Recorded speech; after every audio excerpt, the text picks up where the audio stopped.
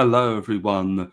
Good morning, good day, or good afternoon, wherever you are, and welcome to the second episode of the series on modern Iran. So, we did the first take of this last Saturday, but unfortunately, due to a myriad of audio and technical issues, that stream was kind of marred by those problems, and I think really suffered. So, we're doing a retake today, and I'm once again to be joined by good old Hunger the Dye Merchant. How are you, Hunger? I'm doing great this fine Saturday morning. And I to the audience, I deeply apologize for my technical issues last week. Those have been resolved forever, most likely. And I'm very excited to get into this. And again, I would like to apologize for that terrible stream we tried last week. Well, no, it's all right as long as we get to do it properly now. In this stream, we'll be looking. So last time we obviously looked at the rise of the Safavid dynasty under Shah Ismail. So we looked at the initial conquests, the idea of the Shiite revolution.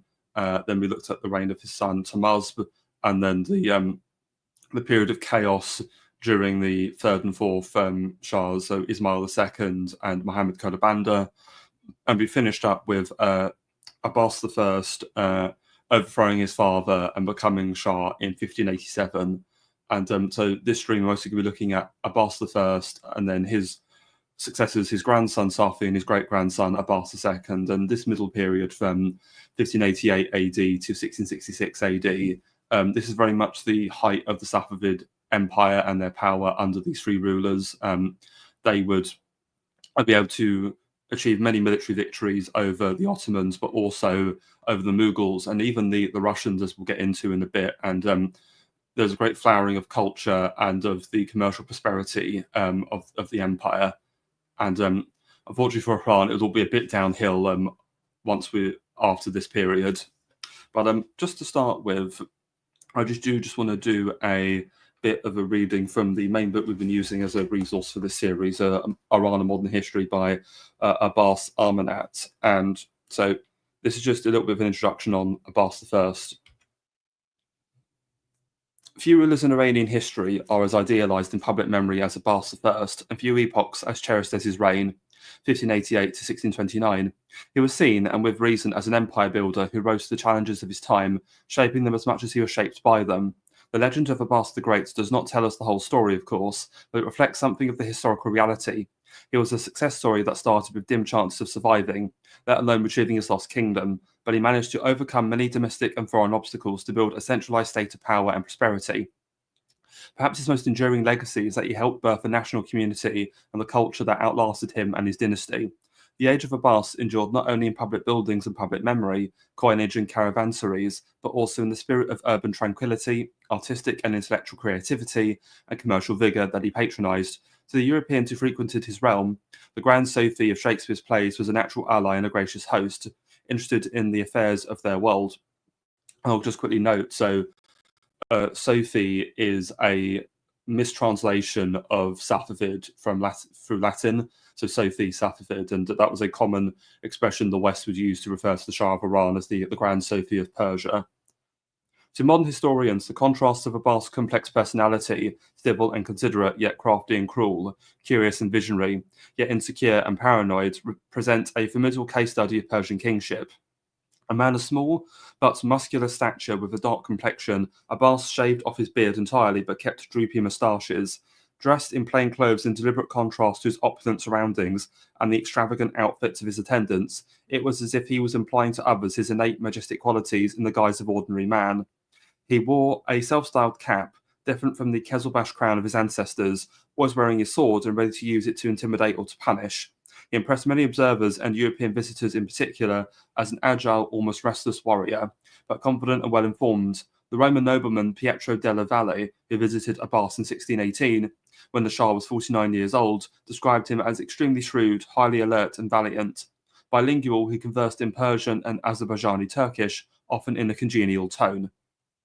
Though informal and often inclined towards leisure, wine, music, and nocturnal gatherings, he was unpredictable and at times extremely violent and vindictive.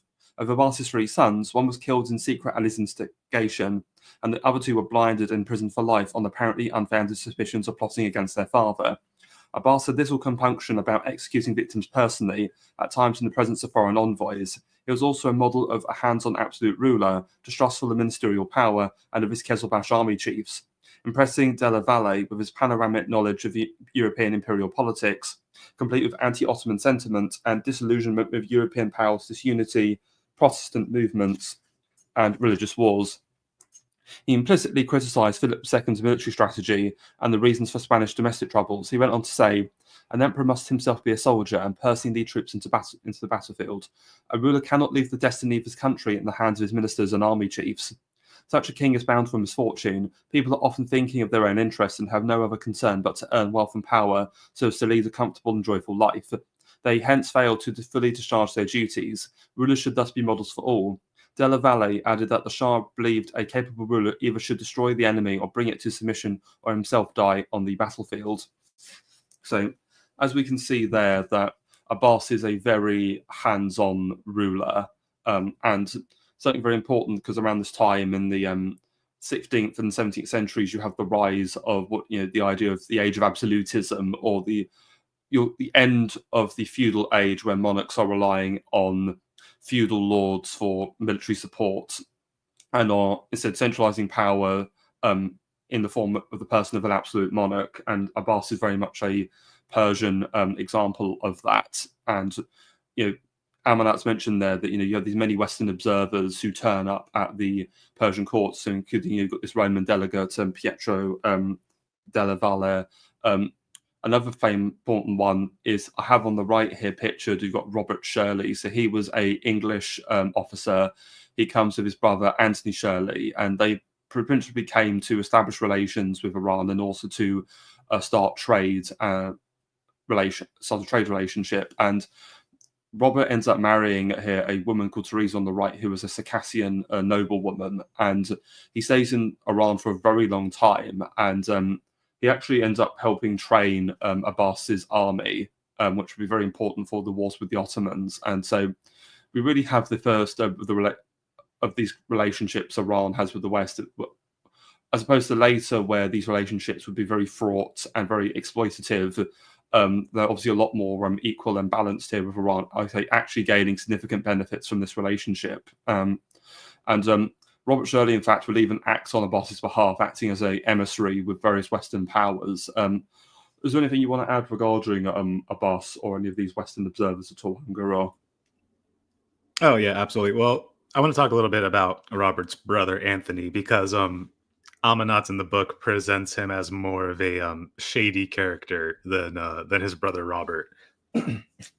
They both act as emissaries to various, European courts, and there's a story in the book where for compensation for Anthony's services to Abbas, he gives him this huge amount of silk, which is extremely highly desirable and priced in Europe. And it's kind of implied in the book he just runs off with it and just doesn't follow through with his emissary mission for Abbas. That was just a very interesting little tidbit on Anthony Shirley. It's also stated, and as you mentioned, Robert and many of these European emissaries there is a very minor, maybe a little bit understated technological and intellectual exchange going on between the Safavids and the Europeans at this time.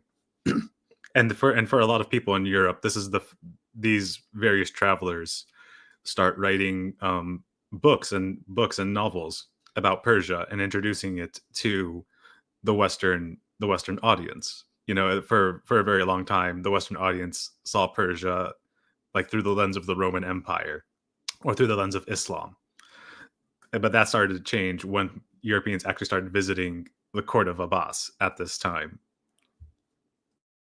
And it's also important to mention, because Amanat mentions there about the idea of an anti-Ottoman coalition, and that was the main benefit why the Western powers wanted a good relationship with Iran, despite the fact Iran was Muslim, because Iran is Shia and the Ottomans are Sunni, and there's a rivalry there which the Europeans can exploit. So the Persians were seen as useful allies in this struggle against the Ottoman domination. And so just further on from that, because I mentioned this idea of Abbas reforming the military. So he starts his reign, because we mentioned last time that the Ottomans are overrunning the western provinces of the Safavid Empire. And so just looking at this map, so the dark pink is the territory that was under the control of the Safavids when he ascends the throne. So the Caucasian provinces, so Georgia, Karabakh, Shirvan, as well as Azerbaijan, and even the Kurdish regions of Iran, are all occupied by the Ottomans. And Abbas is forced to concede a humiliating peace treaty in 1590 called the Peace of Istanbul, where he's forced to normally cede all these provinces to the Ottomans, and also retracts the ritual cursing of the first three caliphs, as was customary in Shia Islam. And now, why does he do this? And it's to help him consolidate, because on his eastern front in Khorasan, notably Mashhad, which is the holiest site in Shia Islam, and in the Safavid's eastern capital of Herat, these have been occupied by the Uzbeks, who are also Sunni. So the Safavids have been plagued by a constant two-front war between these two powers. And so by him doing this, Abbas is essentially, he's closing off one front so he can consolidate, defeat the Uzbeks, and then once he's done consolidating the east, he can then turn towards and reconquer the west. And in order he does to do this is that he starts by mass purging the Qezilbash elite, which had so dominated the reign of his father, Muhammad Kodabanda, and he even includes his own former regent, Morshed Ali. And so by doing this, he centralizes his power. And he's able to do this because by all this infighting that had taken place amongst all these chiefs, the tribal loyalty that had arisen between the chiefs and their soldiers had massively broken down. And so Abbas is able to reconstitute the personal loyalty the Qizilbash showed towards the Shah through a concept called Shahi Savan, or love for the Shah. And he later on expands the institution of the Gulams, or the converted slave soldiers that had started under his grandfather Tamuz. And so he then reorganizes the Qizilbash and Gulams into these new divisions of mixed ethnic origin. So again, the Qizilbash traditionally were of Turkic ancestry, while the Gulams were of, either Circassian, Georgian, or Armenian. And so by mixing these all up, these soldiers no longer have like entrenched ethnic loyalties to their homelands, and instead have this personal loyalty to the Shah. And again, just linking this back to this this idea of absolutism, as Louis XIV was saying, "L'état c'est moi," erroneously, I am the state. You can almost say it's, again, you've got these ideas as Amanat laid out earlier in the book, in which I went over in an earlier stream, that you have the idea of the center versus the periphery, or the Qasr or the Shah's domain versus the Mamluk or the provinces. And so with this idea of absolutism coming in, you are strengthening the center at the expense of the periphery. And what Abbas also does in terms of beating the Uzbeks is that he starts resettling some of the Turkic Qizilbash tribes, such as the Afshars and the Qajars, in their original lands to the northeastern frontier in Khorasan, so that if the Uzbeks try to raid over the border, these tribes can deal with the local defense. So though this was useful in defending the frontier, this would long-term prove problematic, because it would put pressure on the pastoral resources, which would spark ethnic conflict in the long term and lead to the rise of these dynasties, because both the Afshars and the Qajars would go on to claim the crown of Iran for themselves in the 18th century. And going back to the reform of the army... If I could just add one point to... Sure. Go ahead. Islamic period. Oh, can you hear me? Oh, so you broke up then momentarily. Okay, sorry about that. If I could just add to some context of the downfall of the Qizilbash. This was the Islamic medieval period, basically the 1500s, or like the beginning of the very early modern period for Islam, where these tribal ethnic war bands, who had much more loyalty to each other than they did to, the Shah at the time, but after the reign of Tahmasp, the Kizilbash had become very oligarchic.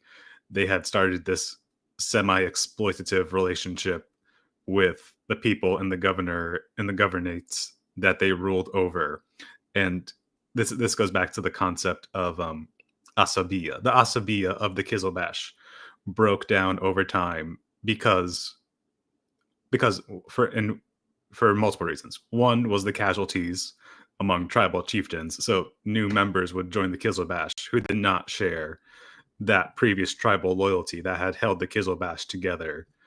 Two, they were spread out all over the place and they became degenerate and corrupt in the governor and the governates they ruled over, and became a very exploitative kind of oligarchy.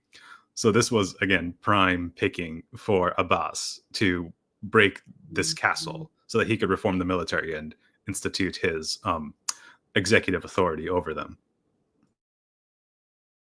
No, certainly, and you can almost say that the Asabaya of the Kizilbash broke down, but a new Asabaya was created around the idea of the Iran as a nation as a whole. So, we're all Iranians, or all subjects of Abbas, rather than a Kizilbash or a Gulam or an Armenian or a Georgian or whatever have you.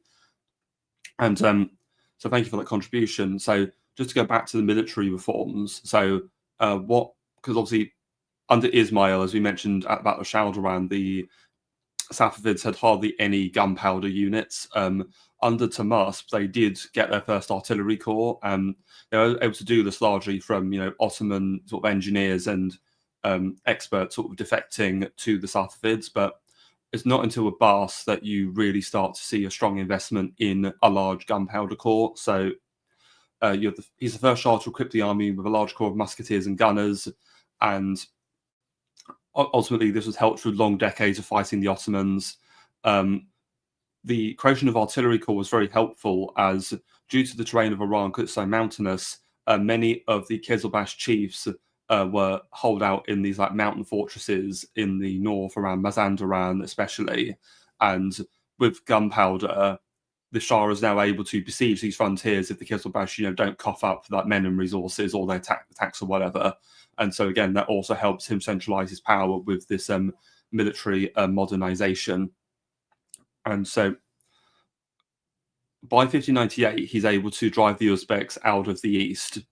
And then in 1603 to 1612, he launches his first war of the Ottomans. And in that conflict, he's able to, with an army of a very small but high-quality army, 500 cannon, 12,000 gunners, and 12,000 musketeers, and Kerchis, which are these new cavalry Kizilbash, which are equipped with firearms and not just bows.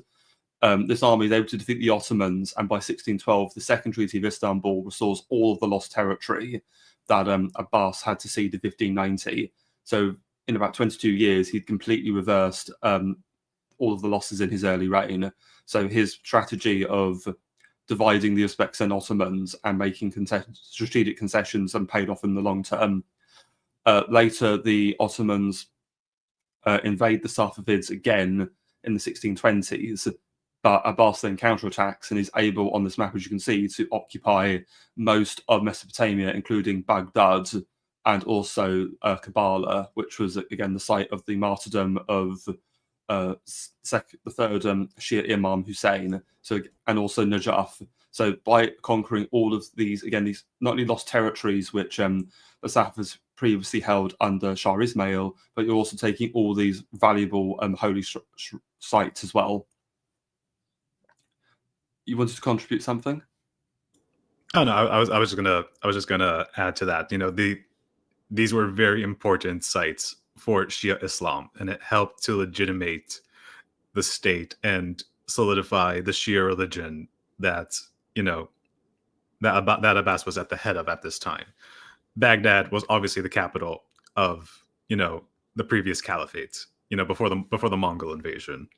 Najaf has always been, for hundreds of years, an incredibly holy site in Shia Islam, because there are so many seminaries and religious scholars that came out of Najaf that all fled to Persia, in the middle of these the Mesopotamia, in the middle of the Ottoman Safavid wars. Many of these Shia scholars in Iraq did flee to Persia. and this was basically like the battleground, the borderlands between the two empires. And so the most prominent of these scholars, we'll get into them when we get into later into this chapter, they all fled to Persian Iran. And again, Karbala has always been, it's basically the Mecca of Shia Islam, because it is where, Hussein was martyred.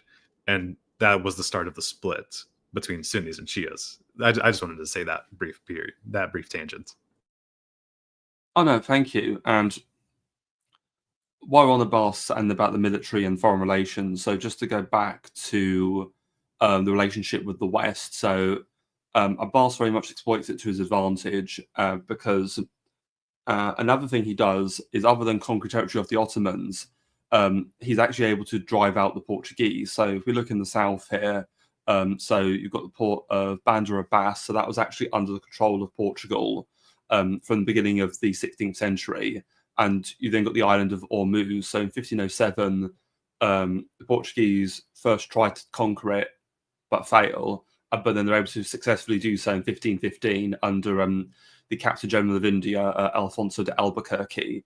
And the Portuguese also control Muscat in Oman. So for all of these ports, the Portuguese are able to dominate the Indian Ocean trade and significantly limit Iran's ability to export goods, because they can't go via the Mediterranean because the Ottomans are blocking them, and so the only way is through the Persian Gulf. And it's fun enough, and it's through this relationship with the English and the East India Company and the Shirley brothers, Abbas is able to drive out the Portuguese. So firstly, he is able to so he retakes Bahrain from the Portuguese in 1602.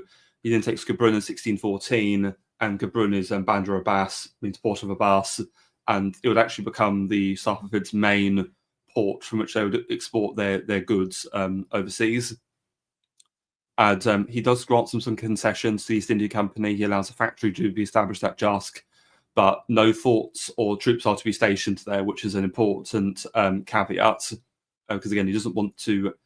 He sees the benefit of trade with the Europeans, but he doesn't just want to allow them he doesn't want the English just to replace the Portuguese in a exploitative trade relationship. And but he does reduce the tariffs on English goods, and the English themselves assist with the capture of Ormuz in 1622 by providing transports. And just provide a bit more context, because some people may be thinking, why is England helping the Persians defeat Portugal? Wasn't there the Anglo-Portuguese alliance? And like, yes, but at this time, between 1580 and 1640, Portugal was actually in a personal union under Spain. And so there was this obviously interruption in the Anglo-Portuguese alliance, while Portugal is a subject of England's primary rival, Spain.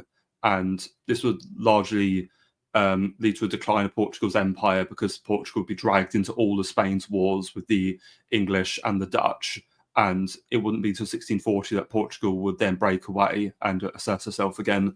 But by that point, all of her presence in the Persian Gulf had been eclipsed by the English and, most importantly, the Dutch, because the Portuguese would eventually lose Muscat to the Omanis in 1650.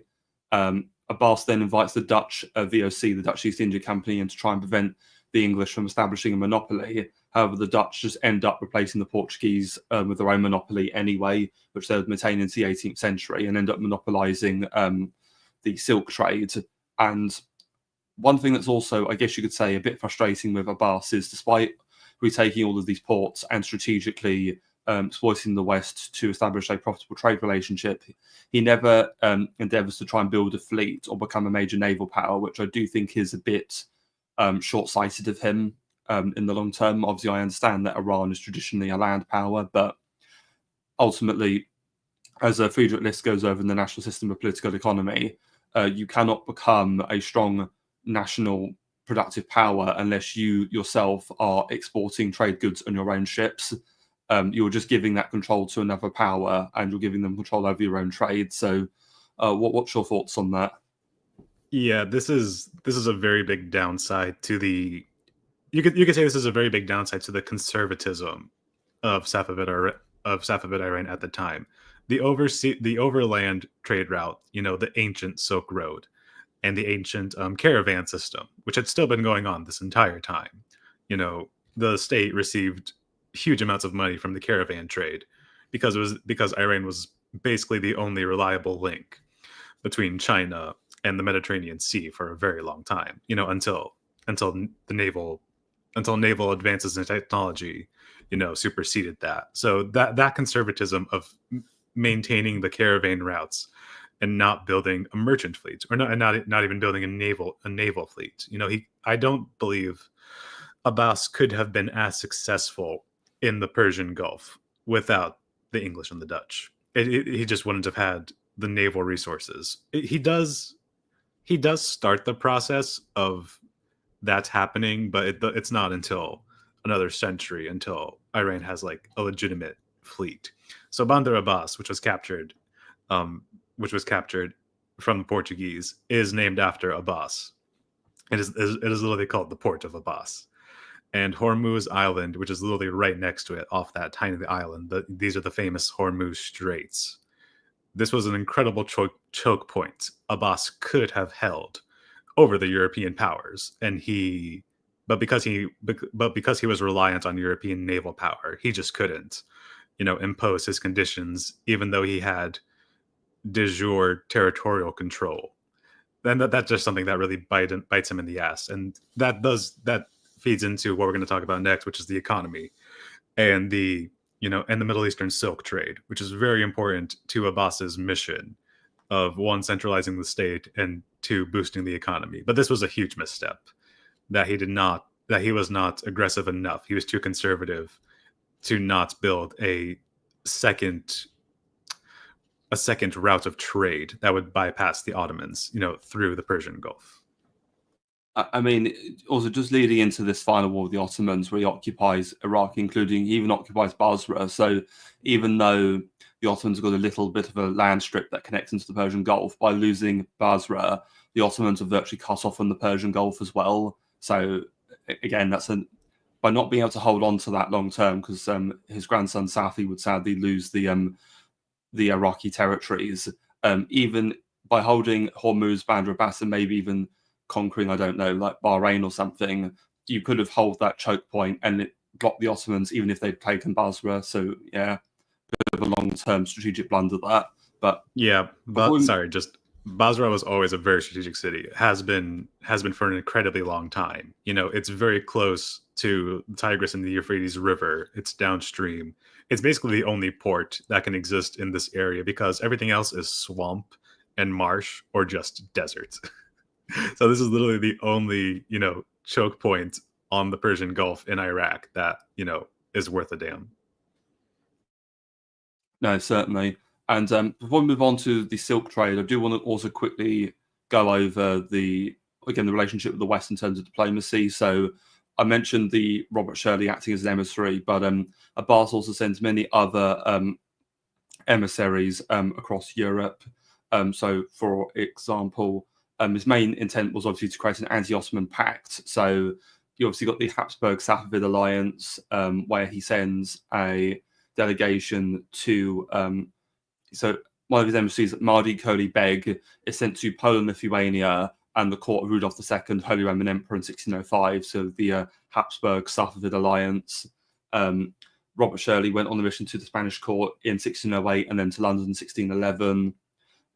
You've also got Iran had actually established relations with Muscovy as early as the 1521 via the Caspian Sea, and that was maintained as well. So again, this grand sort of network against the Ottomans. And I just also want to discuss an idea that Amanet brings up in the book. And so this is an idea we'll get into later in this series because it's a modern Iranian term, but Amanet somewhat anachronistically applies it to Abbas, but he is self-aware enough to admit that he understands it is a bit anachronistic, and he says that Abbas, in his view, is a little bit West-toxified, or Garbs-a-day, to use the Farsi. And what does West-toxified mean? So it's a term that arose in 20th century Iran, and it's to describe the modernizing trend in Iranian history, where Westerners, well, again, modernization of Iran isn't to Iran's benefit, because modernization isn't really modernization, it is westernization. We're not really improving the country, we're just becoming like the West, we're just adopting Western dress, we're adopting Western culture, and that is a diminution of our own native Iranian culture, and that's to our own disservice. And the analogy that is used to describe West-toxification is that, a rooster or a hen sees a peacock, he tries to strut like the peacock, but he's not a peacock. So, but he forgets to strut like a rooster, and so he's neither a rooster nor a peacock.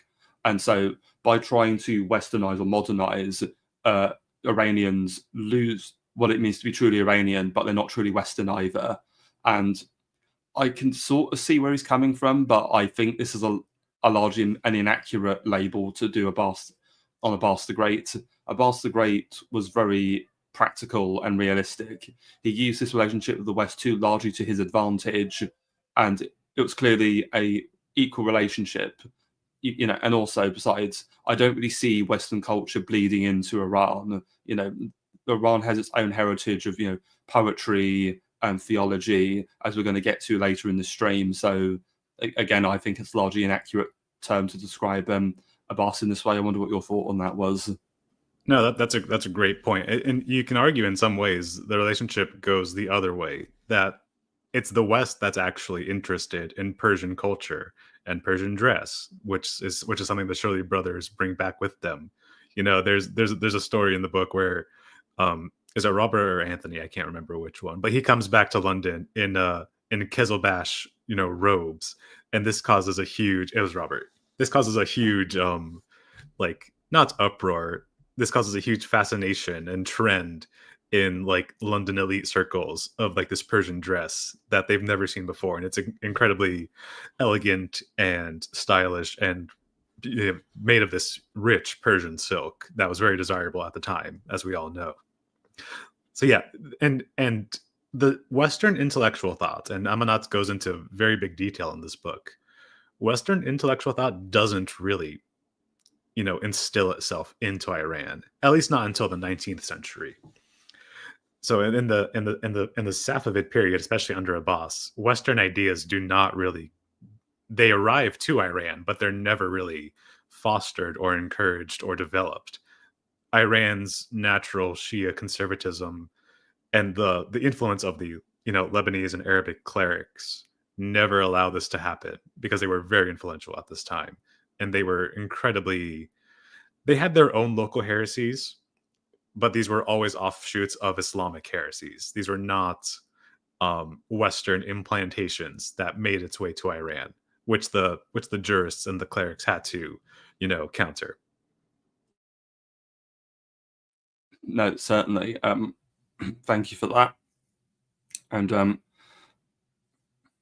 so another idea as well, if we're talking about this idea of Abbas being West-toxified, I mean, you can maybe make the argument that with how paranoid, cynical, and practical he was, you can almost see an element of you have to wonder, did he read Machiavelli's The Prince or something? But what's probably more likely is that in this series, I did 2 special episodes reading through the Tazkireh, or the memoirs of Shah Tahmasp I, his grandfather. And in the Tazkireh, Tahmasp is dealing with these various rebellions and acts of treachery by the Kizilbash, by them defecting to the Ottomans, and then trying to foster conflict between the two powers. And the point he published these memoirs was to create this perception of, I'm a strong Tsar that can manage and adequately punish these unruly vassals.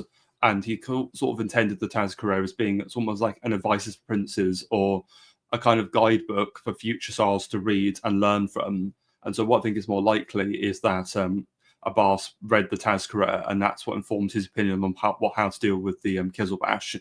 He wasn't just, uncritically absorbing Western ideas of political theory.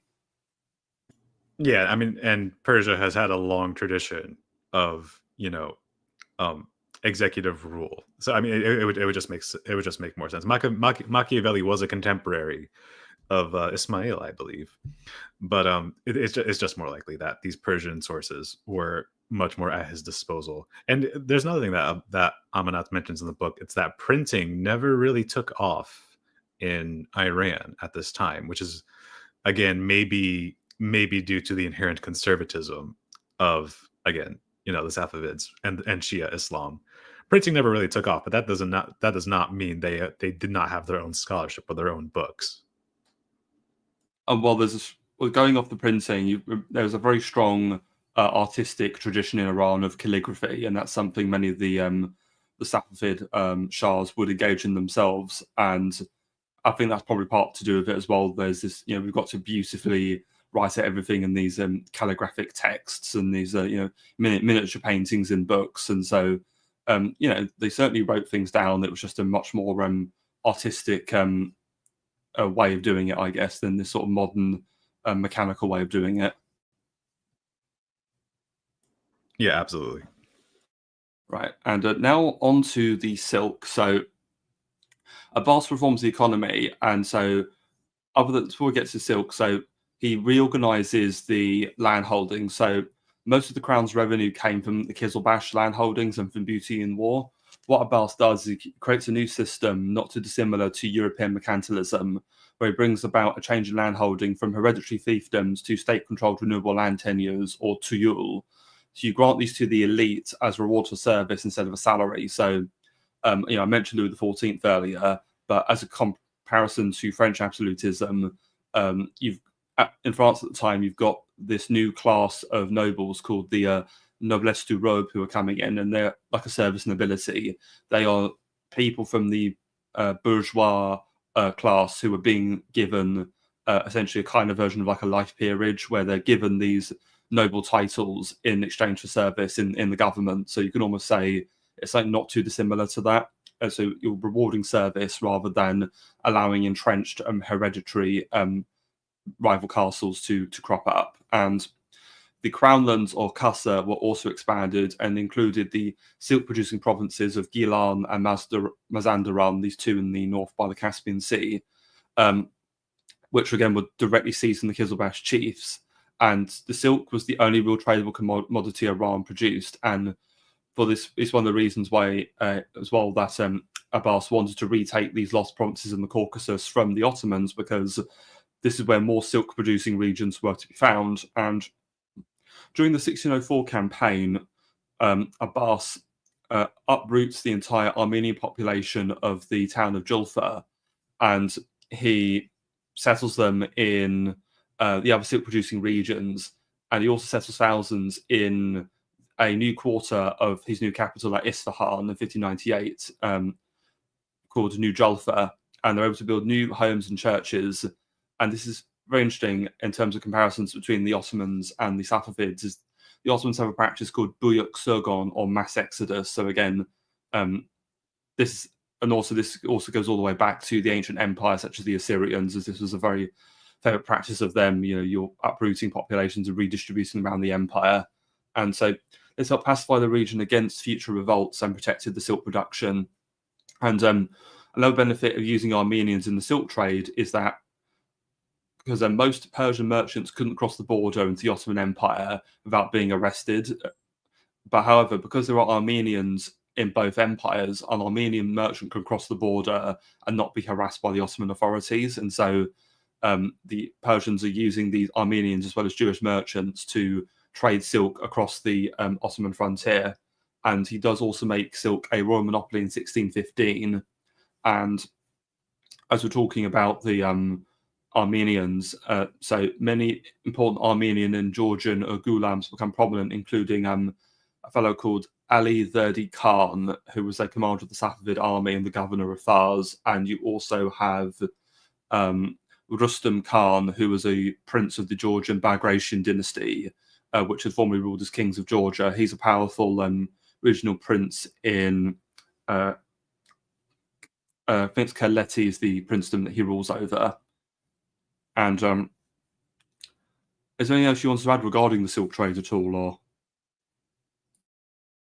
Oh yeah, absolutely. This ties into the Ottoman Safavid trade relationship, because these two empires had been at war, many times over the reign of Abbas, but there still had to be trade going on, because the demand of the European market was so great for silk. It was just incredibly profitable for both empires to trade silk to Europe. The Ottomans did have their own domestic silk production. I know this very well. There were two major cities in the Ottoman Empire: Bursa, which is very close to Constantinople, and Aleppo, which were huge centers of the silk trade for export to Europe. But at the same time, Syria and Lebanon were also huge silk producing regions, and I think they'd been producing silk since possibly the late Roman Empire. Definitely under the Byzantines, they did produce silk, but at one point in time, particularly in the 19th century, like silk and textile production in Lebanon and Syria was basically 50% of the local economy, which was absolutely insane. This shows how like high the demand in Europe was for silk, for Ottoman and Persian silk. Aleppo, not just being a trade export region, was the number one market for Persian silk because of this giant barrier the Ottomans gave to the Safavids. They could not export to Europe, which was again a big strategic misstep by Abbas. If Abbas could have successfully reached the Black Sea or reached the Mediterranean, he could have opened up the entire European markets and not have to go through the Armenian and Ottoman middlemen. Because the Ottomans had a domestic silk producing industry, they had very high tariffs on Persian silk. And so this stopped the Safavid treasury from getting as much money as they could have. You know, Abbas invested a huge amount of time, money, and resources into the Persian silk trade because silk was very profitable, and it was. But the fact that these Ottoman tariffs, the fact that the Ottomans were blocking access to the Black Sea and the Mediterranean, did not help the Persian silk trade. It actually siphoned off money that the treasury could have received because of these Ottoman tariffs and, you know, trade blockades. And the Europeans were not much better.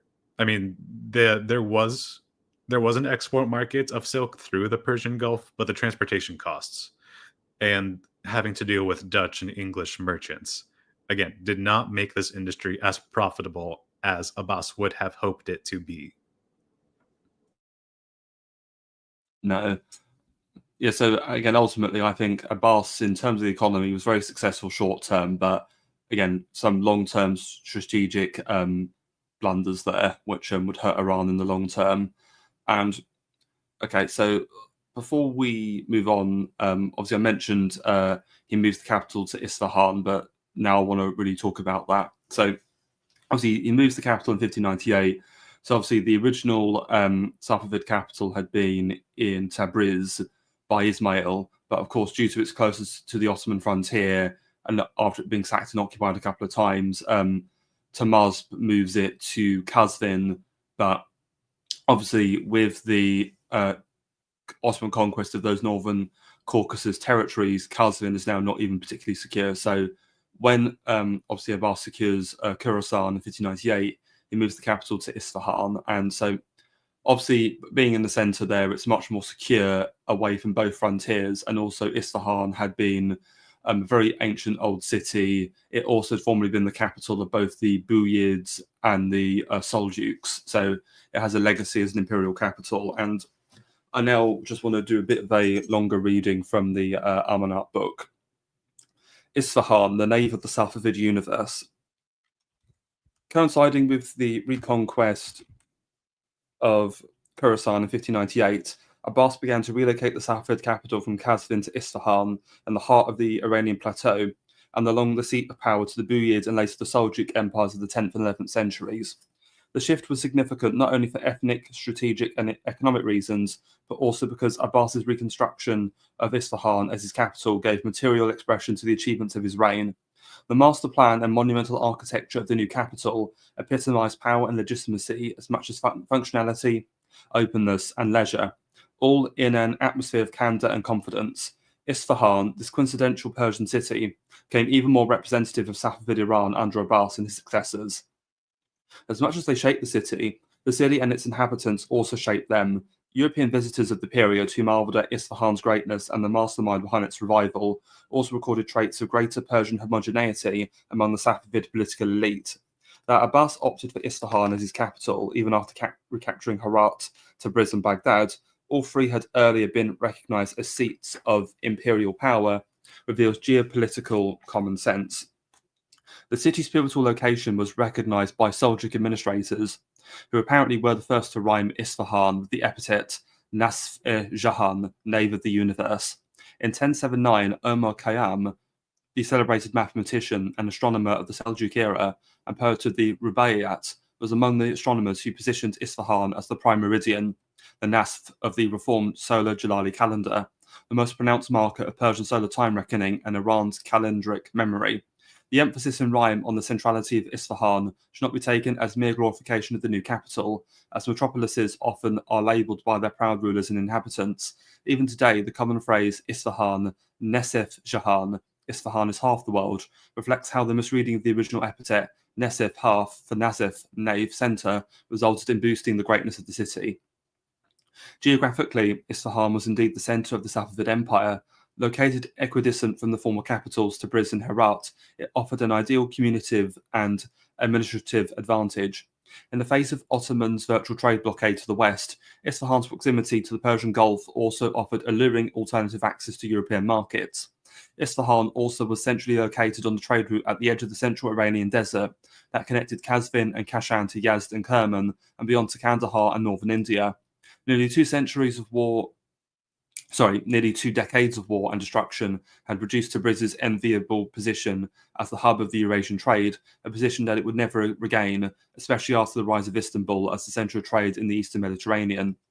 Not yet fully recovered from the ravages of Timurid armies in the late 14th century, Isfahan, in contrast, offered abundant natural and human resources.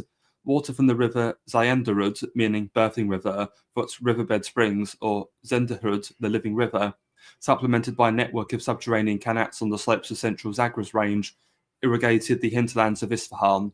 Without the bountiful and reliable food supplies harvested from alluvial plains along the Zayandarud, the only major river in the interiors of the Iranian plateau, it would have been impossible for any state to sustain a large urban population, securing a thriving trade and industry, and maintaining a standing army and extensive divan. By the time Abbas embarked on his new cosmopolitan project, his contemporary, the Mughal Emperor Akbar, 1556 to 1605, had already abandoned his newly built capital in Fatehpur in 1586 because of the scarcity of water. The Ottoman capital, Istanbul, however, offered security, prosperity, and power because of its prime maritime location, which allowed for the importation of grain from and easy access to the Balkans, the Black Sea, and the Mediterranean. The people of Isfahan provided another incentive for transfer of the capital. Ever since the time of Ismail, Isfahanis had served in high offices, most notably Najm II, the capital Vakil, who was partially responsible for the reassertion of the Persian Tajik element in the early Safavid administration. The gradual tilt towards the Iranian centre, at the expense of the Azerbaijan-based Kezelbash, signified the triumph of the Persian Divan. It was perhaps with the famed and well-chronicled resourcefulness and diligence of the people of the new capital that Abbas found the greatest affinity.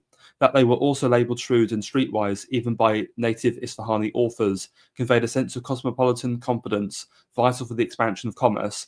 The potential for recruitment was not only in the expanding divan, but also in the growing trade network and in the famed royal workshops. Isfahan incorporated into its growing economic network industrial centres in its vicinity, such as Kashan, Yazd, and Kerman. Artistically, too, Isfahan soon absorbed the traditions of painting and calligraphy from Shiraz as well as Tabriz and Herat, displaying its own distinctive cultural characteristics. Initially a garrison town, indicating its original name, Sepahan, garrison, barracks, Isfahan's roots probably went back to a settlement of the Achaemenid period, which later gave rise to a sizable Jewish quarter. Among the oldest inscriptional evidence in the city, dating to the Parthian period, is a dedication tablet from a synagogue in the Jewish quarter.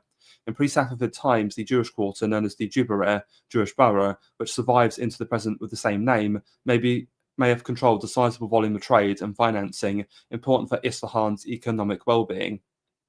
The imperial legacy of Isfahan persuaded Abbas to bestow his stamp on the face of the city in the form of the new congregational Jame Mosque, a masterwork of Perso-Islamic architecture.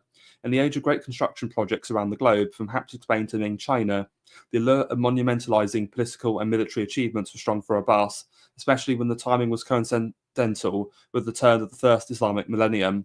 The years 1591 to 1592 corresponded to the year 1000 of the Islamic Hijra calendar. It is tantalizing to think that Abbas constructed the Isfahan monument as to commemorate his millennial stature. Suppressing the millenarian movement of the Noctavi shortly before moving to his new capital made Abbas's choice of a millennial capital even more plausible. A century after the rise of Ismail to power in 1501, corresponding to the Islamic calendar year 906, such a commemoration was even more fitting, for Abbas was able to recover once more the full length and breadth of his ancestors' domain while capturing the spirit of his forefathers' messianic revolution in the splendour of his own royal monuments. Not without reason, the zodiac sign associated with Isfahan, Sagittarius, Arabic Al-Quds, Persian Kaman, also associated with the victorious ruling Perso-Islamic astrological culture, adorn the portal of the Kaisaria Bazaar, from Arabic Kaisar, from Latin Caesar, in the Nask-i-Jahan Royal Square. As with the nomenclature in use in Cairo during the Fatimid era of the 10th and 11th centuries, in Isfahan too, power and glory were associated with the city's investiture as a millennial metropolis. Between 1598 and 1629, the end of his life, Abbas added a new sector to the old city, and all available evidence suggests that its construction was guided by at least a rudimentary master plan he devised himself.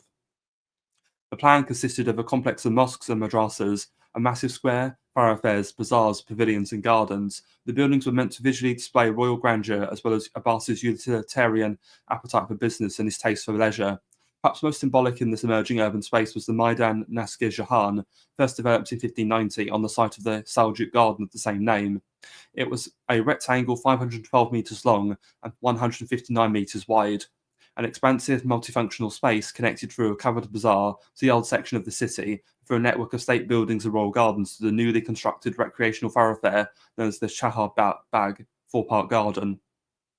The concept of the Maidan, from the Middle Persian word for empty space in the middle, as it applied to the Naskir-Jahan, Nashk model or pattern, and Jahan the world, was reminiscent of the city's dual functions as a garrison and a trade centre, but also of the symbolic representation of the state. The old Maidan in Isfahan was located in front of the original congregational mosque on the other end of the bazaar, which in its own right was a repository of Iran's architectural history. Naskir-Jahan, while maintaining these old functions, displayed the royal touch on all sides. Most notable was its accessibility and openness, in contrast to the virtually all other royal projects carried out elsewhere in the early modern world, perhaps with the notable exception of Venice's Piazza San Marco. The new Maidan was not modelled on a citadel arg with high walls and closed city gates barring the public from mingling with the royals and their officials, as so many royal projects were, from the Spanish El Escorial to Istanbul's Topkapi to Delhi's Lal Kala, the Red Fort, and Beijing's Forbidden City, and later Versailles. Naskir-Jahan, on the contrary, housed around its perimeter of public buildings together with royal pavilions, suggesting to observers a spirit of communal unity. It was as though it were intended to be the pattern for the emerging Safavid world. The microcosm of the Safavid guarded domains was a deliberate mix of sacred and profane. The arched modular arcade around the Maidan, consisting of rows of shops, was interrupted at 4 points by monumental edifices. On the southern end was the magnificent royal mosque, symbolic of the enduring presence of Shiism, and on the northern end was the picturesque gateway to the bazaar. These public spaces alternated with two royal structures: to the west, the Royal State House, Dalet Kane-i Mubarakeh, better known by its Turkish name, Ali Kapi or the Sublime Threshold, and on the east, the Royal Chapel, better known as the Mosque of Sheikh Lofdallah al-Mazi, after the scholar of Jabal Emil, in whose honour apparently the chapel was named. The space in the middle was an expansive ground used for a variety of purposes: the Persian game of polo and other games, military parades, weekly trade fairs with tents and caravans, and festival gatherings with fireworks, nighttime illumination, musical bands and entertainers. Not infrequently, Abbas himself appeared on the veranda of the Royal State House to view a parade or to observe the Muharram morning ceremonies, and he mingled freely with the Isfahani public in the Maidan in the spirit of pageantry and camaraderie. Having been advised by an Isfahani merchant turned state official on the Maidan project, the Shah was mindful of ensuring a return on his investment. The first modern commercial development project reflected the empire's new spirit of state mercantilism. Shops in the arcade were rented out at a discounted rate to encourage a different business pattern from that of the occupational clusters of the bazaar. A stone channel ran around the perimeter of the Maidan, serving as a divider between the central area and the covered walkway around the square. The shaded passageway served the clientele with Persian and European luxury goods, which were becoming increasingly affordable for the new prosperous classes, heralding a new age of affluence and consumption. Remarkably, the new Maidan was not divorced from the fabric of the old city, rather, it was a modern extension of it. So you can see that Abbas really invests in Isfahan, not only as a strategic centre of his empire, but as a great symbol of the Safavid prestige and glory. And on this slide, I've got here pictured the Jame, or the mosque that he patronizes, the construction of the Shah Mosque. And this is obviously off the Maidan in Isfahan. And this is a 19th century painting or engraving of the mosque. And you can see the wonderful artwork and decoration on it. I've gone with the painting because too many of the modern pictures have got people around it, and I just thought this looks a bit nicer. Is there anything you want to add regarding Isfahan at all, Hunger? Well, I mean, first of all, one of the sad things about the Shah Mosque is that today it's actually named after Sheikh Khomeini, the leader of the Islamic Revolution, and this actually is this is a very taboo subject in Islam. Whenever you have a architectural project named an architectural project in Islam is mostly named after its patron or its architect, the person who paid for it and designed it. And after the Islamic Revolution, the Shah Mosque, which is the most famous mosque in Isfahan, was renamed in honor of the Ayatollah Khomeini. Just wanted to add that little part. Do you have anything to add to that part specifically?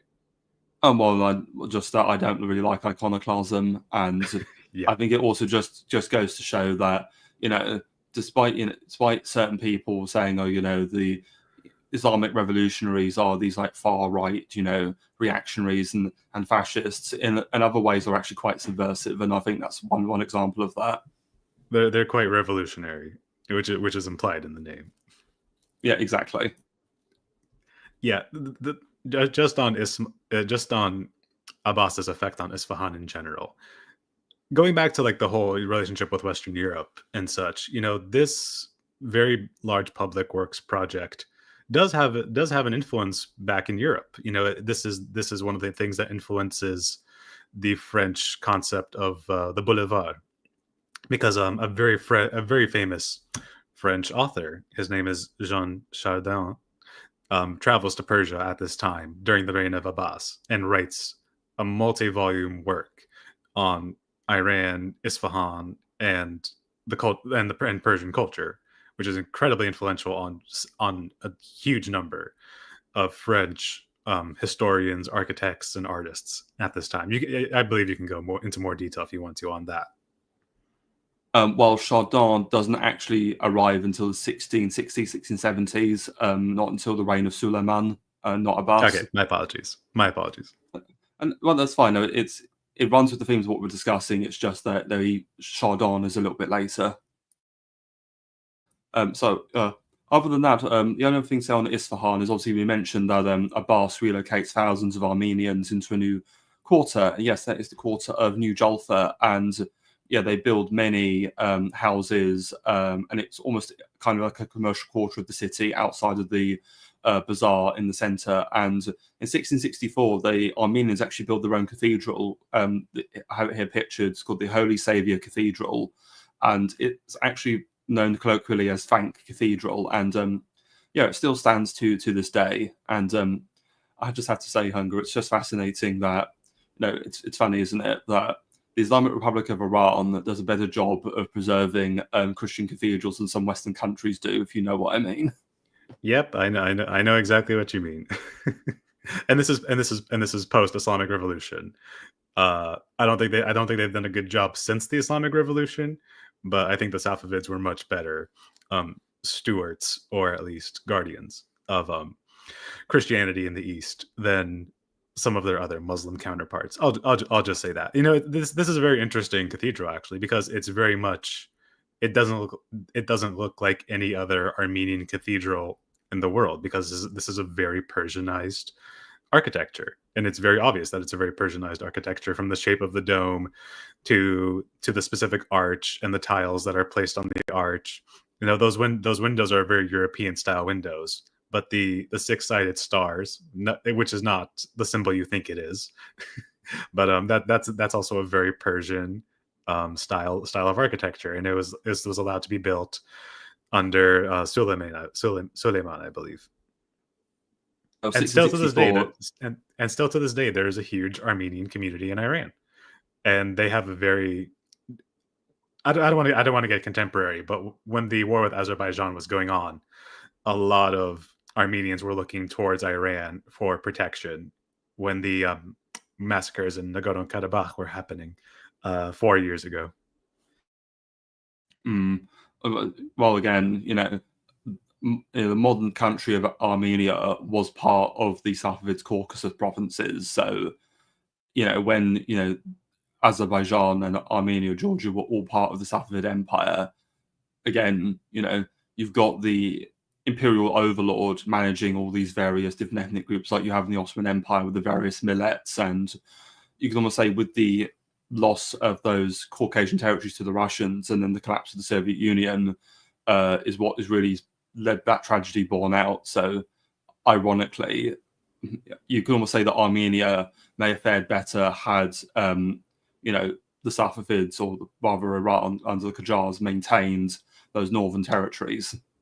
Yeah, absolutely. I mean, and the collapse of all three empires, the collapse of the Ottoman Empire, the Safavids, the Russians, all contributed to these, ethnic massacres that went on, because there was no one else to fill in the vacuum, and chaos ensues, as it does. No, absolutely.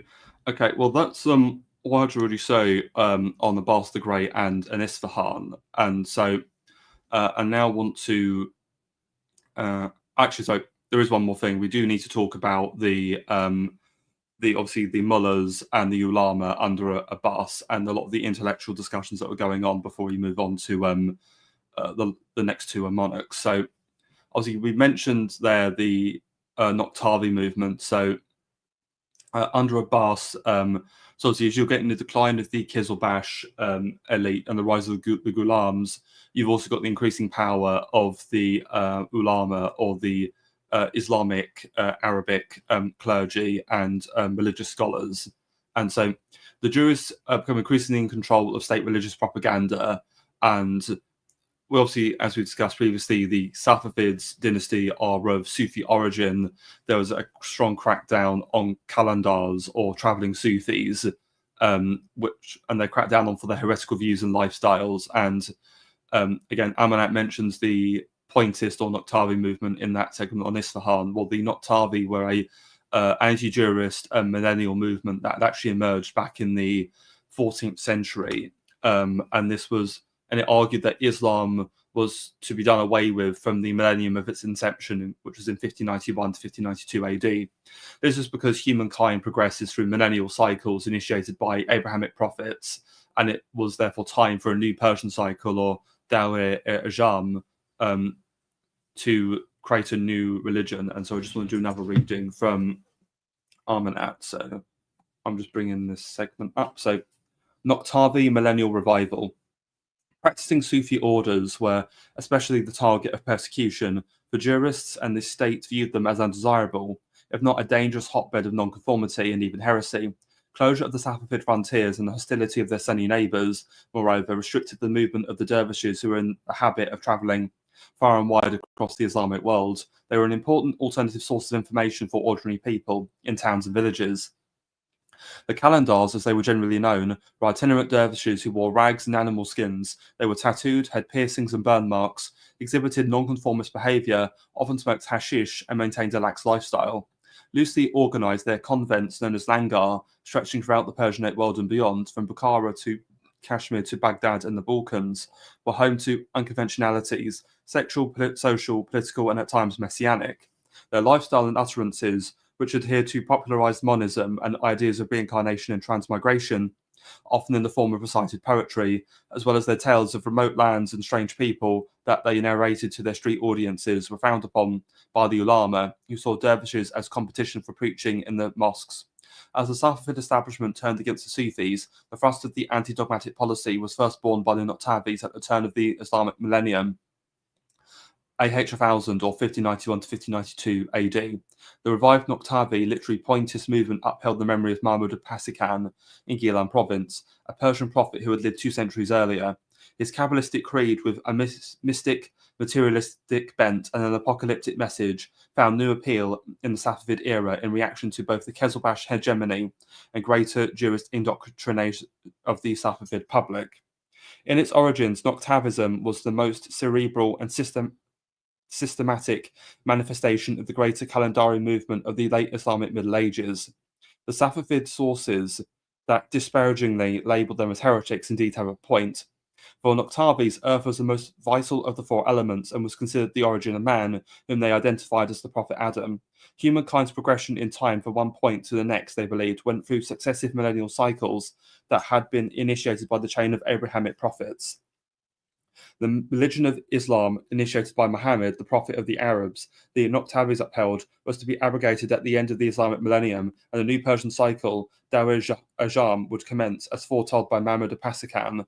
The Noctavis' conscious attempt to break away from the dominant religion at the time was a rare phenomenon in Islamic history.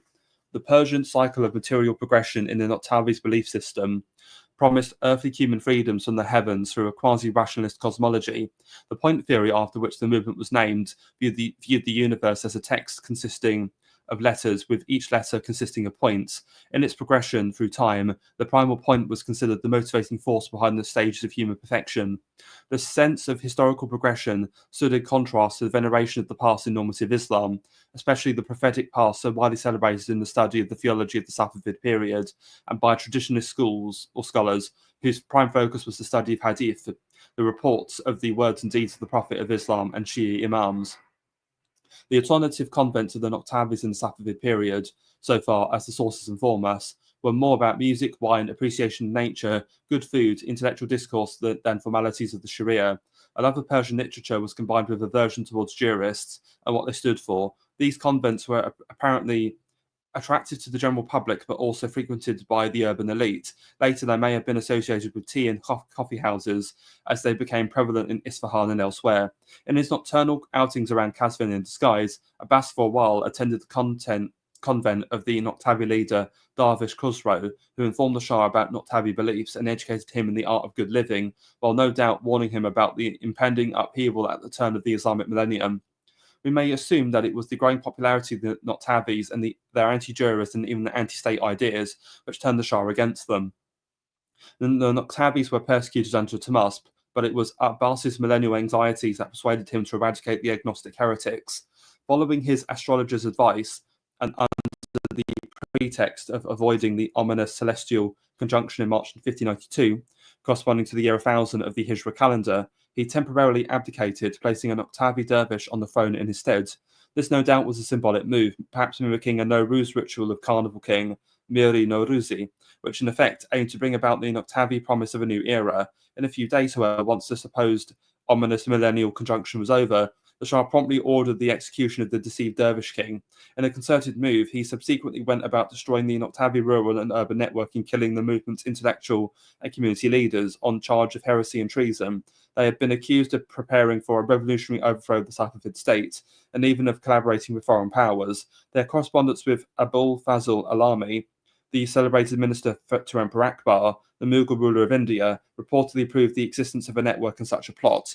Even if these changes were fabricated to counter the Noctavis' popularity, by adding an anti-state twist to their proven anti-clericalism, there were reality in Alami's affinity with the Noctavis and other Iranian nonconformists.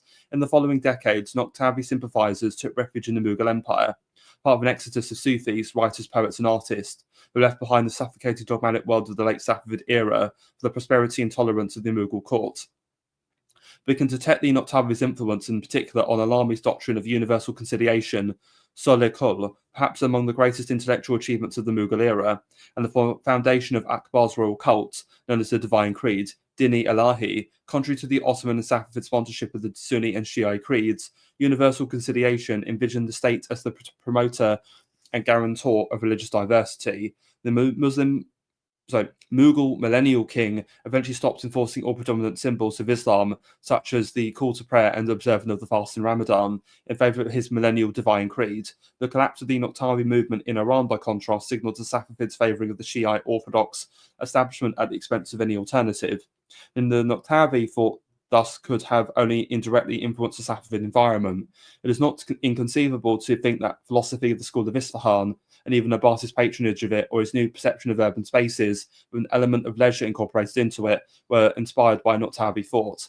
Beyond Naqtabis throughout the 17th century, other non-Sharia trends such as the Sufi orders were systematically banned, forced underground, or driven into exile. Even the Safavi order, the wellspring of the ruling dynasty, was allowed to dry out in all but name, long after the Qizilbash Sufis had bartered their messianic zeal for lucrative state offices.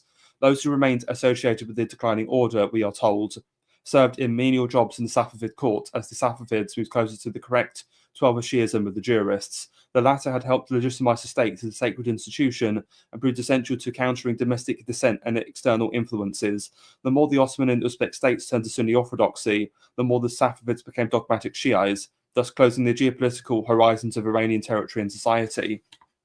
So what's really noteworthy is, obviously, when you have the foundations of the Safavid state, you have the importation of these Lebanese Arab clerics on the one hand, but you also have the Safavid origins and these, as esoteric Sufis.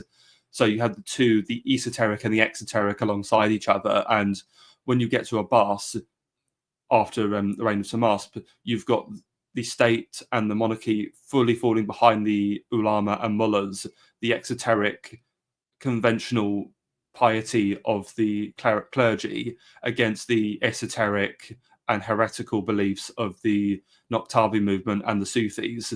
And again, this goes back to an idea I discussed in the episode 0, where you've got the idea of bad rule and bad religion, and that you get bad rule when the monarch or king does not act as a unified pillar alongside the state or national religion. And so in ancient Iran, the monarchy would side with Zoroastrianism. In post-Shiite Iran, the monarchy is going to align itself with the Shiite clerics against any heretics. And so it's almost a reinforcement of the ideological creed on which the empire and state was founded. And also to go over again the ideas of Akbar the Great in the Mughal Empire, it's important to understand the reason for the difference. Again, I think Amanat is showing obviously some sympathy for the Mughal ideas, as it's a much more ecumenical, shall we say. It's much more encompassing. And the reason for that is the Mughals have millions of Hindu subjects, and so they have to adopt this very kind of, again, esoteric, non-exclusionary creed in order to better create a tolerant environment for their Hindu subjects. And also it's important to remember as well that this sort of creed of the Din-e Shahan, which Akbar the Great is promulgating in the Mughal Empire, is that it was purely an elite order. Only members of the ruling court could join in it. It was a bit almost like a religious sort of knightly order of sorts. Just thought I'd add that. Is there anything you want to add to that at all, or? Oh, yeah. I mean, it's not surprising when you have, during Abbas, you have the centralization of the state into the person of the Shah. And so if you're founding the absolute state under the Shah, you're also going to need the absolute religion. And that's just evident in what's happened with Shia Iran. Again, another difference between the Mughals and the Persians is that the Persians had already been thoroughly Shiiteized, under Ismail. So you're looking at 100 years after the reign of Ismail, where the entire population is Shia, but there are these elite, small intellectual sects breaking off, trying to oppose the, I don't want to call it tyranny, trying to oppose the influence of the mullahs. And so obviously you have these multiple sects that happen, and the Naqtabis are just one of many that will come up in this time. But, throughout this entire period, the mullahs are just stacking up wins against these heretical offshoot sects. No, absolutely. And just looking at some of the these important sort of mullahs or ulama. I've got two of them pictured on screen. So we've got Sheikh Bahai and Mullah Sadra, and I just want to go over them in a moment. So there was an emerging trend at this time of theosophy. I can already hear James Lindsay like screaming cyclically in the distance through the school of Isfahan. Yeah, I hope people get that reference. But yeah, so the school of Isfahan, inspired by the Mutazilite rationalist school of medieval Persia and the peripatetic school of Ibn Sina or Avicenna, an Aristotelian-inspired Persian philosopher of the 11th century.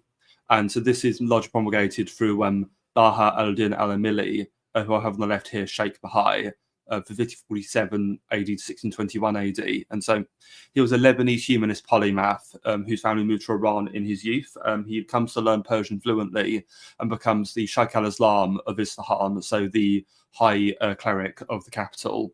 And he writes a manual on Shia jurisprudence, the Jame Abbasi, the Abbasian compendium, on commission from the Shah.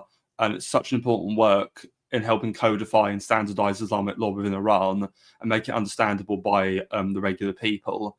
And it was highly popular even up to the 20th century, so a very long longevity of that work. And he was also a prolific poet and mathematician, and was very influential on the educational curriculum of the madrasas up to the modern day. So very long, important intellectual shadow of Sheikh Bahai. And just to draw a comparison, you can almost say that Iran in this time is almost like having its own version of like the European Renaissance, with Sheikh Bahai not playing a too dissimilar role from someone like an Erasmus of Rotterdam, being a very well-known Dutch humanist scholar of the late Renaissance period. And another important fellow is actually, do you want to add anything on Sheikh Bahai before we move on to Mullah Sadra? Yeah, just briefly. I mean, there's two very interesting things about Sheikh Bahai. He was a legitimate polymath at the time, mathematician, poet. He had learned Persian extremely fluently at a young age, from his native Arabic, which is something very few of the mullahs did at that time. They still wrote all of their scholarship in Arabic, even though they had been living for Persia for decades. Sheikh Bahai was not one of those people, but he was also actually very influential when he was the Sheikh al-Islam of Isfahan. He was very influential in the architectural development of Isfahan.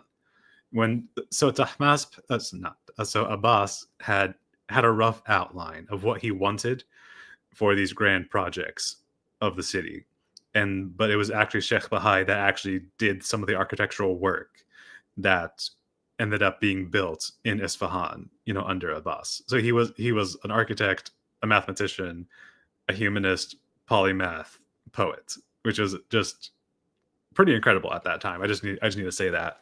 And because of that, legacy and record, and Amanat is very clearly a liberal. He's very clearly a liberal Iranian living in the 21st century.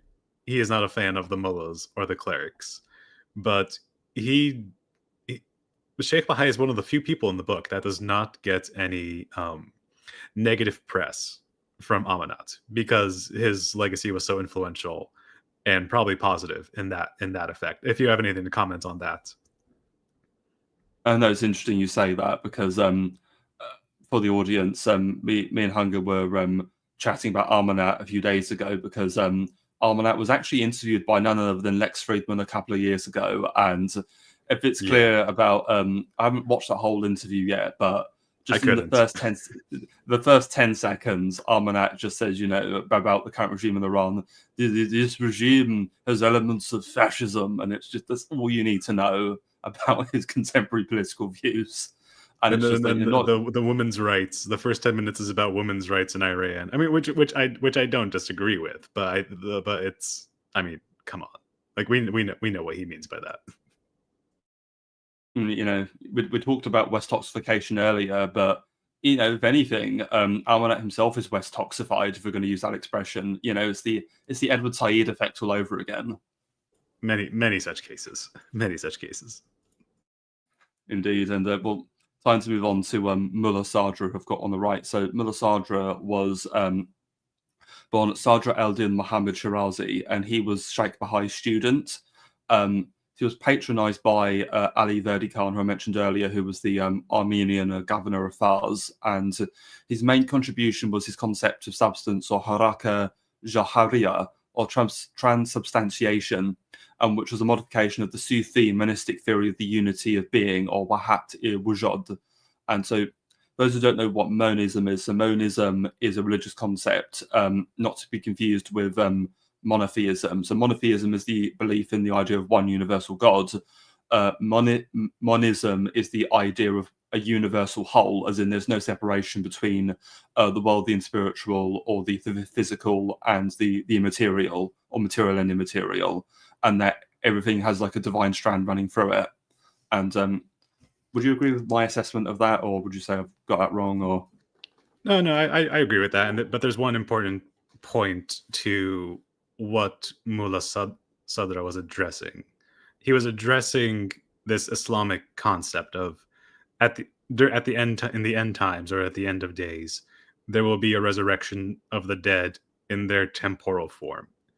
And this caused a lot of Islamic scholars a lot of headaches. I mean, this is pretty deep philosophical, metaphysical, work, and I am not qualified to discuss it. But imagine you're a 16th century, 17th century Islamic scholar, and you have to philosophically justify the resurrection of the dead.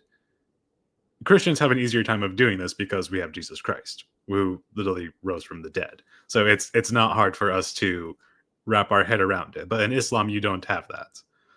So it's kind of it's a very interesting philosophical problem Islamic scholars have had to solve. And Mullah Sadr tackled that issue when he was talking about the transubstantiation of matter to spirit back to matter, which is why he had this like monist theory of the universe. But you can talk more about that. I am absolutely not qualified to talk about this. It's interesting because again, just to draw again a through line, obviously in the episode 0 I talked about the idea that in Iran there's this ideological obsession with apocalypse and a second coming. But again, this idea of rising from the dead, or the end of times. And again, this idea of the millennialism. It's the millennial anniversary of Islam.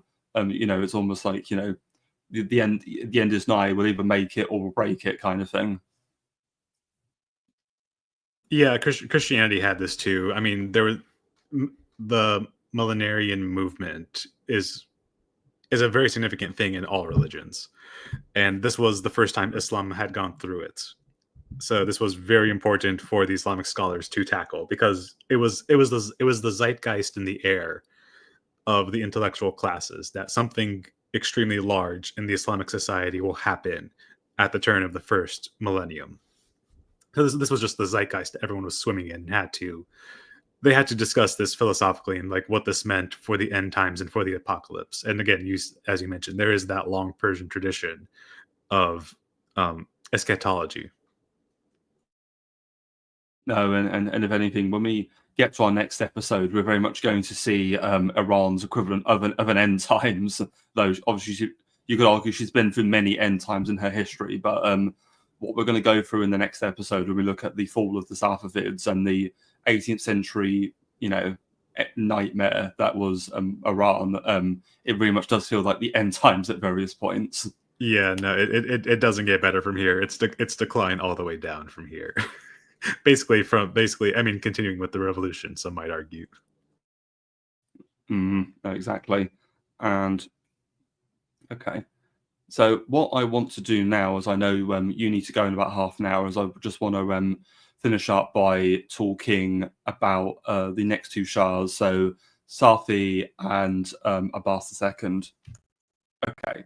So you mentioned earlier that Abbas was very paranoid and has his eldest son executed.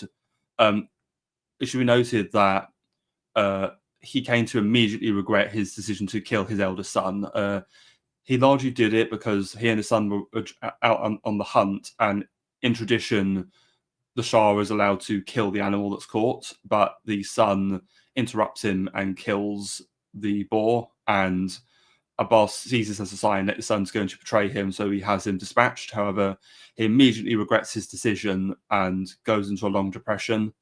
And ultimately what happens, because many of his other sons are killed, his eldest son's son, Sam Mirza, ascends the throne as Shah Safi, obviously naming himself after the Sheikh Safi, the His grandson. progenitor of, his grandson, the progenitor of the Safavid dynasty. And just draw a comparison. I find it very interesting that you can see a comparison between Abbas the Great and Ivan Grozny, or Ivan the Terrible, because both of them murder their own sons, and both are absolutist, both massively centralize both their empires, but both go into decline after their deaths, and both are, both. It's just uncanny, isn't it?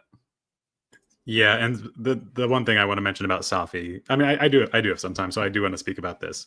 Safi was pretty much Abbas was the peak, and the first major defeat of the Safavids under Safi was another Ottoman war in the 1630s, and this war culminates in the peace of Zohab in 1639.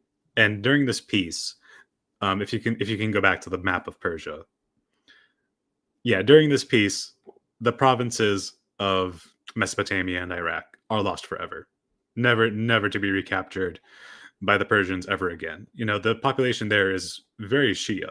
Maybe not majority Shia, but there's a very significant Shia population, because Baghdad, Najaf, and Karbala are very important Shia cities. The population there is majority Shia. So Mesopotamia is lost forever under Safi I. And also, the Caucasian provinces are finally settled.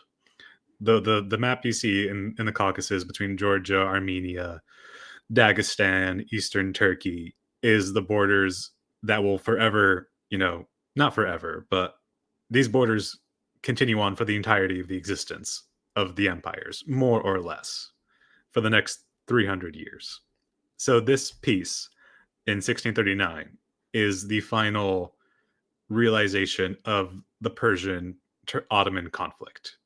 The Ottomans retake Basra, they retake Baghdad, they retake all of this territory, and they retake half of the Caucasus from the Safavids. But after this point in time, both sides recognize and respect the authority and power that the other side has, and so there's a centuries long détente between the Ottomans and the Safavids that goes on, because both empires from this time on both end up in precipitous decline. Maybe at different speeds, but that's the situation by the 1630s. No, thank you. And so, you have about 80 years of peace between the Safavids and the Ottomans, and it isn't until the fall of the Safavids that war breaks out again. And so, just to go back to Safi, so when he comes to the throne, so his reign is largely characterized by frequent revolts and frequent purging of other Safavid family members, because even though his father had been killed and many of his uncles had been killed, there were still many other Safavid princes, and so he still doesn't feel secure, and so he starts just massacring them again. We talked about Ismail II and Muhammad Kodabanda last time, but in a way, Safi is almost like a second Ismail II. If Ismail II had been able to, reign for 13 years rather than just 18 months, so he's able to inflict a lot more damage. And I think the reason Safi is able to cling on for a lot longer is because the Kizilbash have been so thoroughly thrashed and weakened by this point that they no longer had the power to control things as they did before. And so Safi is able to just, freely purge many other members of the dynasty, and the Kizilbash can't play them off against each other. And so you could almost say that's a downside of Abbas's action, that it ensures that you have a psychopath like Safi just, is able to wreak havoc. That's absolutely. But again, we talked about this in the first episode, the succession crises that would happen in the gunpowder empires because of this Turkic harem system and this non-linear, hereditary passing down of executive authority. This culminated in a lot of, terrible events that we discussed in the first episode. And well, the thing is, with the violence and the purging, this would culminate in the 20th of February 1632 in an event known as the Bloody Abbas, when Safi has 40 women in the harem put to death in one day, and then he later executes his Grand Vizier Mirza Talib Khan. What he then does is he makes a ghulam called Sarutaki his new Grand Vizier. And Sarutaki, interestingly, he's a eunuch. And interesting story about him, he became a eunuch because he was falsely accused by someone of attempting to sodomize him. And so Abbas I has Sarutaki punished by, having him gelded to turn into a eunuch. And so Sarutaki is able to, by being a eunuch, he's allowed access to the harem, and through the women who Safi frequently, is getting down with, Sarutaki is able to indirectly influence the Shah and control the government and the courts. And ultimately, and not long after this, there is a huge syphilis outbreak in Iran. Coincidentally. No, exactly. That was another benefit of the Western trade, is the importation of syphilis into Iran. And ultimately, with Sarutaki, he acts quite autocratically. He's able to persuade Safi to add fars to the royal domain, or Kasa, and exacts heavy taxation on the realm, especially on the Armenians of Isfahan. So it's very attractive. And then Safi, he became Shah when he was 17. Well, he dies in 1642 at the age of 30 as a result of excessive drinking. So again, very much like Ismail I and Ismail II, who was found, stoned out of his mind ultimately. Yeah. So, and then his 10-year-old son Abbas II becomes Shah, and Sarutaki acts as the regent until 1645. And what's interesting is that Abbas II, but all of his life prior to becoming Shah, was denied an education and was largely ignored by his father. And it wasn't actually until he became the Shah that he actually received a proper kingly education. So if anything, it was in a way, it kind of worked out for the best that Safi died when he did. So what happens is that 3 years in 1645, at the age of 13, Abbas II and his mother are able to remove Sarutaki from power, and he begins his personal rule. And so you have this very young Shah coming to power at a young age, and it's almost like Abbas II is almost like a Ismail II come again in quite a few ways. He wages some very successful military campaigns in his early reign.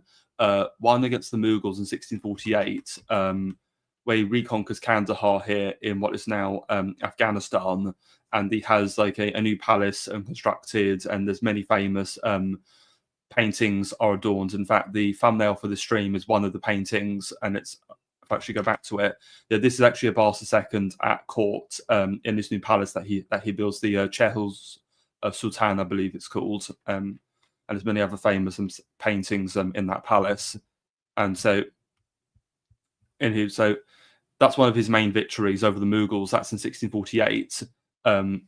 Where that's when he's 16 as well, by the way. So victory at a very young age, leading armies in person. And then even more is another incident. So I mentioned Rustam Khan before, this vassal Georgian prince. So there's two principalities. There's the Karketi and Kartli. Kartli rebels against the Safavids. So with Abbas's blessing, Rustam Khan invades and conquers Kartli. The prince of Kartli then flees to the Muscovite court, and the Muscovites then invade Persia to try and place the former prince back on the throne and turn Kartli into a Russian puppet state. However, they are completely defeated again by Abbas. And so in this first Russo-Persian war, the Persians are completely victorious, and the Russians are humiliated and are forced out of the Caucasus, which would and was be very different compared to later Russo-Persian wars. Yeah, that would not repeat itself in the later Russian-Persian wars. No. So again, and so that's largely, so in this early reign of his majority from 1645 until 1656. Abbas II is young. He's on his military campaigns. He's winning glories. He's winning victories. However, by the second half of his reign, from 1656 until his death in 1666 at the age of 34, it's very much decline. This financial decline, the tax revenues are not really recovering from earlier years. It's largely because the Dutch East India Company are dominating all the trade. And what's happening is Abbas II increasingly withdraws himself from the day-to-day government. He goes off for extended periods, even weeks at a time, into the harem to engage in many, sexual activities and drinking parties, only to, only return intermittently. And this culminates in his early death at the age of 34 from syphilis and throat cancer.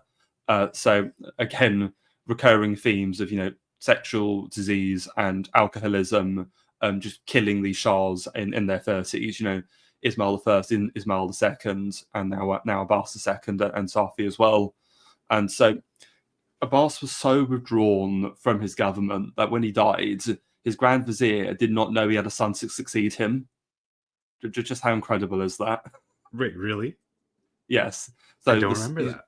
Yeah, well, sorry. Yeah, Amanat to discuss it in the book. I had to do some other reading about Abbas II because Amanat doesn't really talk about Safi or Abbas in his book, so I had to go off and do some other reading about them. But yeah, no, literally, the Grand Vizier was like, "What? He has a son? Really? I didn't know about him." And so, imagine my shock. Yeah. Yeah, it's like, because again, so isolated are these Safavid princes in the harem that the government ministers don't even know that they exist. It's just shambolic. Incredible. Yes, and so when's it happening is when he's discovered, the Grand Vizier and the Council of State proclaim Suleiman, the son of Abbas, as Shah Suleiman, and so as the next time we'll get into the last two real Safavid Shahs, Suleiman and Sultan Hussein, and then the 18th century, end of times, that is Iran, and the rise of the Qajar dynasty. So is there any final comments you had on what we discussed, Hunger? No, this was a very good stream. I'm very happy we got to make it work out this time, as opposed to the technical difficulties that we've talked enough about. But yes, I mean, again, as we said, just to kick it off, it's all downhill from here. The late 17th century, early 18th century is going to be very sad for the Safavids, culminating in the 1720s with the complete collapse of the empire and these different dynasties that will come up. So, I mean, enjoy it while you can. This is pretty much the peak of Iran. Probably the peak of Iran still to this day, in terms of the territorial expansion, the economy, its influence on the world, trade, and so on.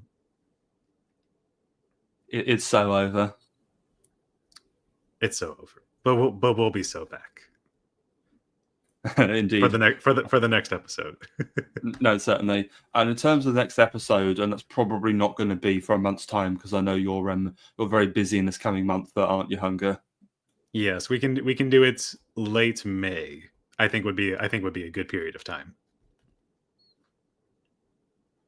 Oh, that's good. That works out for me. And so thank everybody for watching. I hope you enjoyed this redux of this stream. I think this went a lot better than last time, without all these intermittent audio issues and Hunger having to bail out halfway through. So again, thank you all for watching. If you like my content, please like and subscribe and become a channel member and get access to many of the streams that are behind the paywall. And a nice comment from Farbadem. Great stream as ever. Well, thank you so much, Farbadem. We've not had any super chats, so that's fine. And so thank you all for watching, and have a great rest of your Saturday.